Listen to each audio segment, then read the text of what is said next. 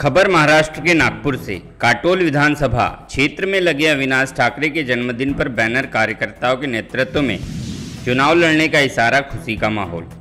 माजी नगर सेवक अविनाश ठाकरे ने जानकारी देते हुए बताया कि अभी हाल ही में चुनाव का रिजल्ट आया और हमें नुकसान हुआ, इसका अनुमान लगाना शुरू है, हम इसकी जानकारी ले रहे। महाराष्ट्र के उप मुख्यमंत्री देवेंद्र फडणवीस और महाराष्ट्र के बीजेपी अध्यक्ष चंद्रशेखर बावनकुले द्वारा सभी जगह की जानकारी जुटाने में लगे और जिस जगह कम हुए हैं उस जगह को हम ध्यान दे रहे। इस बार मतदाताओं के नाम वोटिंग लिस्ट से काटे गए। अभी हम फिर से मतदाताओं के नाम जोड़ने की प्रक्रिया को शुरू किया है। बीजेपी पार्टी को मानने वाले वोटरों के नाम नहीं थे, मतदाताओं के नाम लिस्ट में लाना यह बड़ा काम। और भी क्या कहा अविनाश ठाकरे पूर्व नगर सेवक ने, देखिए इस खबर में। सुप्रीम पावर न्यूज के लिए नागपुर से सहायक संपादक दुर्गा प्रसाद बर्वे की रिपोर्ट।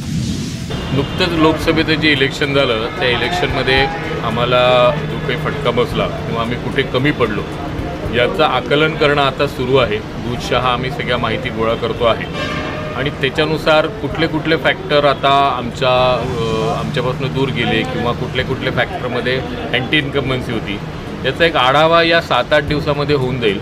आमचे प्रदेशाध्यक्ष बावनकुळे साहेब आणि आमचे उपमुख्यमंत्री देवेंद्रजी फडणवीस हे सुद्धा सर्व प्रकारचा आढावा घेत आहे आणि त्याच्यानंतर मग ज्या ज्या ठिकाणी आम्ही कमी पडलो आहे त्या ठिकाणी काय आम्हाला नियोजन करता येईल त्या प्रकारचं एक प्लॅनिंग आम्ही करू।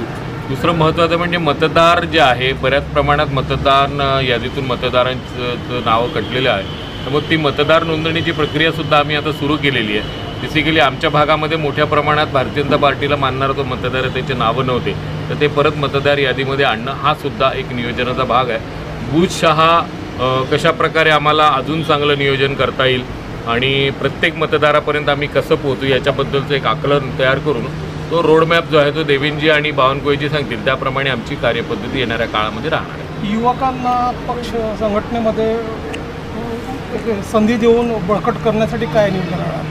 बेसिकली आता ह्या सगळ्या आकलनानंतर एक अंदाज आपल्याला येणार आहे की कशा प्रकारे काय काय घडले आहे, त्याच्यानुसार पार्टीचे शीर्षस्थ नेते त्या प्रकारे नियोजन करतील आहे की तरुणांना कुठल्या प्रकारे पक्षामध्ये ॲडजस्ट करायचं। तशी तर भारतीय जनता पार्टी हा मोठ्या प्रमाणात युवक भारतीय जनता पार्टीसोबत जुळलेला आहे, पण अजून त्याच्यामध्ये काही समीकरणामध्ये युवकांना अजून जोडता येईल का त्याचं निश्चितपणे नियोजन आमच्या पक्षाचे शीर्षस्थ नेते करतील। भारतीय जनता पार्टीचे आपण सिनियर लीडर आहात, आज आपला वाढदिवस आहे, त्यानिमित्त आमच्या चॅनलतर्फे तुमचं स्वागत, धन्यवाद, शुभेच्छा। काय आपला एक मेसेज राहणार? काही नाही, साधारण आम्ही आमच्या पक्षामध्ये एक पद्धत आहे की आम्ही जे वाढदिवस आहे अवडंबर न माजवता आम्ही सामाजिक क्षेत्रामध्ये काम करतो। आज आमचे जे कार्यकर्ते आहे, म्हणजे आम्ही एका समाजाला रिप्रेझेंट करतो, त्याच्या संघटनेसुद्धा राष्ट्रीय अध्यक्ष आहे, तेव्हा महाराष्ट्रभर कुठे अनाथ आश्रम असेल, कुठे वृद्धाश्रम असेल, त्या ठिकाणी कार्यक्रम सुरू आहे। शालेय शिक्षणाचं साहित्य वाटपण्याचे कार्यक्रम सुरू, एक सामाजिक उपक्रम या माध्यमातून चालवतो आणि या निमित्ताने एक गेट टुगेदर होऊन आपल्या सर्वांशी संवाद होतो आणि त्या संवादातून चांगलं काही समाजासाठी करण्याचा प्रयत्न आमचा सातत्याने